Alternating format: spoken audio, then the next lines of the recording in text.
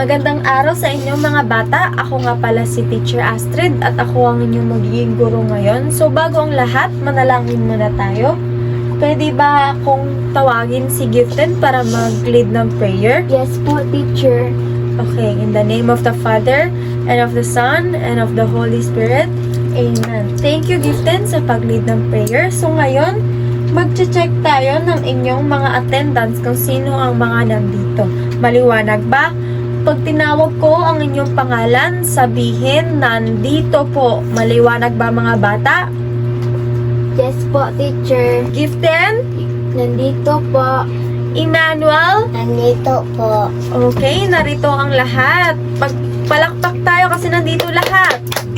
So ngayon, tayo ay magbabalik-aral. Sino ang nakakaalala sa nakaraan na lesson natin? Ano po ba ito? Flag ng Pilipinas. watawat ng Pilipinas. very good.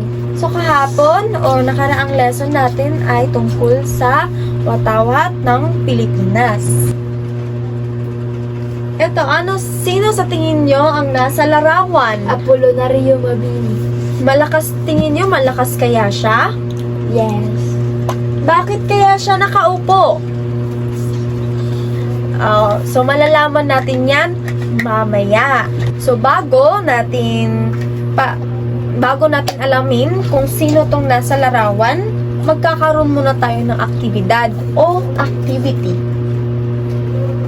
Ang activity natin ay gumuhit ng isang bayani na kilala ninyo at ibahagi sa klase at ipaliwanag kung bakit siya ang napili. Maliwanag ba mga bata? Naiintindihan ba? Yes po, ma'am. Ano nga yung gagawin? Gumuhit ng kilala ninyo na bayani. Okay? Yes po. Sino ang bayani na iyong napili? Jose Rizal po. Ano ang pagkakatulad ng bayani na iyong napili sa larawan kanina na si Apolinario Mabini? Pareho po sila ng bayani ng Pilipinas. Very good. Siya, si Apolinario Mabini, tinatagang utak ng revolusyon. Anong tawag sa kanya? Utak ng Revolusyon. dahil siya ang tagapagpayo ni General Emilio Aguinaldo. Siya ang nag-ayos ng sistema sa Pilipinas kahit sa kabila ng kanyang kapansanan. Kaya kanina nakaupo siya sa isang larawan dahil siya ay may kapansanan o PWD. Alam mo ba yon? Hindi siya nakakalakad. Ngunit kahit ganun pa man, kahit sa kapansanan niya ay tumulong siya ni General Emilio Aguinaldo, siya ang tagapayo at dahil sa taglay ng kanyang talino, tinatawag siya na utak ng revolusyon. Ano nga siya? Utak ng Revolusyon. siya ang tagapayo ni Emilio Aguinaldo. ayusin mo, Emilio Aguinaldo. General Emilio Aguinaldo. Aguinaldo. Very good. So, naintindihan ba mga bata? Yes po, ma'am. So ngayon, tapos na nating talakayin kung sino si Apolinario Mabini. So ngayon, magkakaroon naman tayo ng gawain. Maliwanag? Opo, teacher. Okay, so ito ang gawain. Gumawa ng maikling liham para kay Apolinario Mabini at basahin ang iyong liham na nagawa sa harapan. Ipagpatuloy ang nasimulan sa ibaba.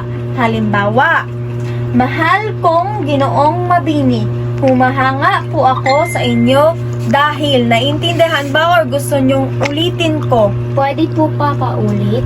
Okay, so ang ating gagawin ay gumawa ng maikling liham para kay Apolinario Mabini. Narito ang halimbawa at ang iyong gagawin ay i-continue na lang yung nasa dito sa baba. Halimbawa, ito, mahal kong Ginoong Mabini, humahanga po ako sa inyo dahil kayo na ang bahala at i-continue. Naiintindihan o wala? Naintindihan po. Okay. So ngayon, tapos na tayo sa gawain. Ngayon naman ay magkakaroon tayo ng pagtataya. So, sabihin nyo lang ang inyong sagot At lalabas lang din yung answer, okay? So, test 1, number 1. Basahin. Sino ang tinaguri ang utak ng revolution? Saan? Sino? Ano ang sagot nyo? Emilio Aguinaldo. Mali! Si Apolinario Mabini. Number 2. Anong kapansanan ang mayroon si Apolinario Mabini? A. Bulag. B. Bingi. C. Hindi makalakad. D. Walang kamay. C. Hindi makalakad. Very good. C. Ano ang naging papel ni Mabini sa pamahalaan ni Aguinaldo? Tagapagluto, sundalo, tagapagpayo, or guro? C. Tagapagsayo. Very good. 4. Paano ipinakita ni Mabini ang pagmamahal sa bayan? A. Tumakas sa laban. B. Tumulong gamit ang kanyang talino. C. Nagtago sa bahay. D. Umalis ng bansa. B. Tumulong gamit ang kanyang talino. Very good. Tama. Panglima, bakit dapat igalang si Apolinario Mabini? A. Dahil mayaman siya. B. Dahil mabait siya. C. Dahil matalino at mapagmahal sa bayan. D. Dahil guwapo siya.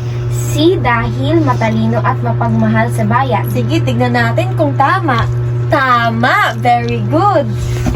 Ngayon naman, dumapo tayo sa test 2. Ang isasagot nyo, tama o mali. Naintindihan? Opo. 6. Si Apolinario Mabini ay isang matapang na bayani. Tama Tama. o mali? Tama po. Very good. Tama. 7. Hindi siya nakatulong dahil sa kanyang kapansanan. Tama o mali? Mali po. Tama, mali. 8. Si Mabini ay naging tagapagpayo ni Aguinaldo. Tama o mali? Tama. Tama, very good. Ang galing nyo, class. 9. Mahalaga ang kanyang ambag sa kasaysayan. Tama o mali? Tama. Tama, very good. Ang galing-galing ng mga estudyante ko.